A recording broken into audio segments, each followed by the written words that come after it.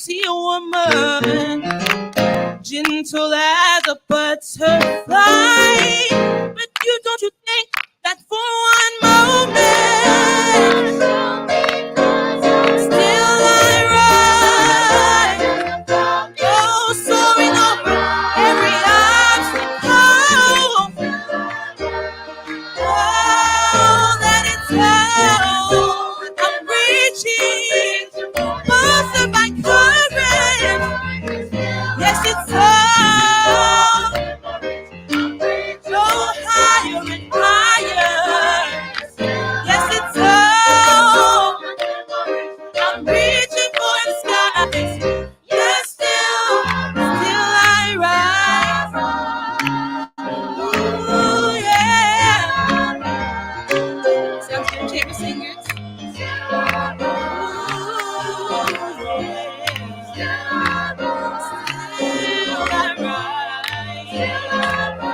For every circumstance, or for every opposition, still I rise by faith, by prayer and faith, by prayer and faith, by the Lord's my hand, by His provision. Oh, still I rise. Ooh, yeah. Ooh, yeah. Ooh, yeah. Oh, I'm reaching for the skies. Oh, slip by Christ. I'm reaching higher and higher. That it's I'm reaching for the skies. Yes, still. Oh, yeah.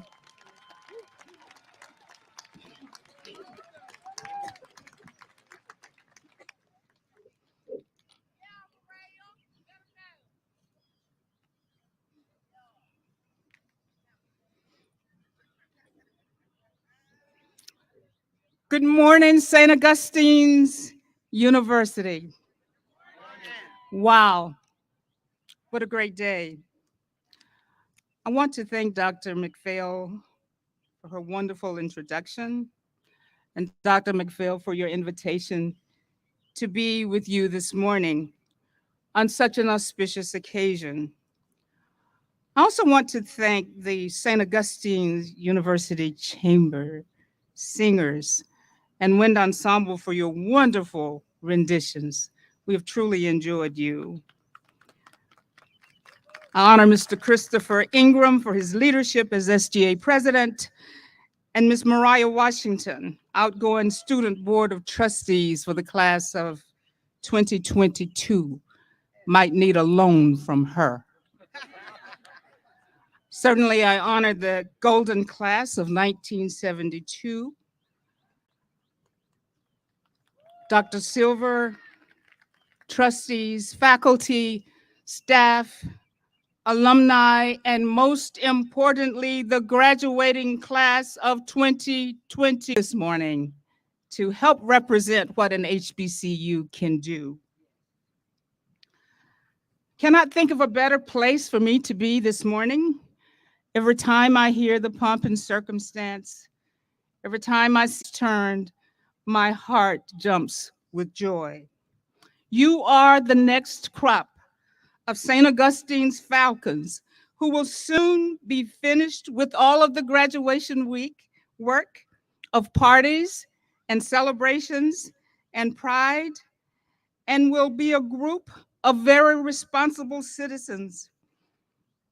You have a lot to do, but you have already shown that you have what it takes to be successful. You are here today, and today you will receive one of the rewards for your achievements. You will be able to confront life's challenges with the same boldness and resilience and tenacity that you have shown. If you do, a successful life will be yours. We are all immensely proud of you today. You're saying goodbye to those classrooms and teachers, assignments, cafeteria food, dormitories, including the back. I heard about the back. And friends, it is time now who were farmers in a little town called Magnolia in Duplin County. They were polar opposites of cool. They raised 6 children from the earth, from hard labor, from tobacco fields and cornfields, and struggle trying to make ends meet. Through that work, however, they taught us how to work hard. They taught us how to model a value system. They taught us how to give back, and they taught us how to show up for one another. They model other values like decency, character, faith, and Lord knows how to stay close to the God we serve. Though they never went to college, they made sure that all 6 of us did. And we knew for sure that the last thing we were going to do was to wind up back on that farm. We still have the farm, but we are not tilling it, thank God. So while that might have been our motivation to go to college, we actually received so much more, just like you, Falcons. College, of course, was a time of complexity, but we had to grow up pretty quickly. We had to embrace that newfound freedom that President McPhail talked about. Just like you, there were many nights of studying and finding friends and finding boyfriends and girlfriends and breaking up and getting back together. I actually met my husband in college. I was a biology major. He was a chemistry major. I was his TA, taught him everything he knows. As as most of your moms and dads probably told you, you cannot go back home without a plan. Like many African Americans, college for us was liberating, and it opened doors unimaginable. When I entered college, I never thought that I would be traveling around the globe, that I would be advising legislators, senators, houses of representatives, federal agencies, consulting for Fortune 500 companies, reaching hundreds of thousands of African Americans during the COVID pandemic to give advice about how to take care of themselves. Who would have imagined that a little girl from Magnolia, North Carolina, keep that up there? It's a huge town with few people. St. Augustine's has done exactly what it intended to do in its mission. It has prepared academically, socially, and spiritually for leadership and service in a very complex, diverse, and rapidly changing world. And yes, it is rapidly changing. You have more access in your hands and your purses and your pockets than you would ever imagine. Already you have significant voice, agency, and the power to make great change, even now. Much has happened by the Episcopal Diocese of North Carolina in 1867, just 2 years, of course, after the Emancipation Proclamation was signed into law. Since that time, African Americans have experienced freedom from chattel slavery, endured the Reconstruction and the Jim Crow era, the Civil Rights Movement, the Black Lives Matter movement, which you probably were fear, disrupt safety, and minimize HBCU value.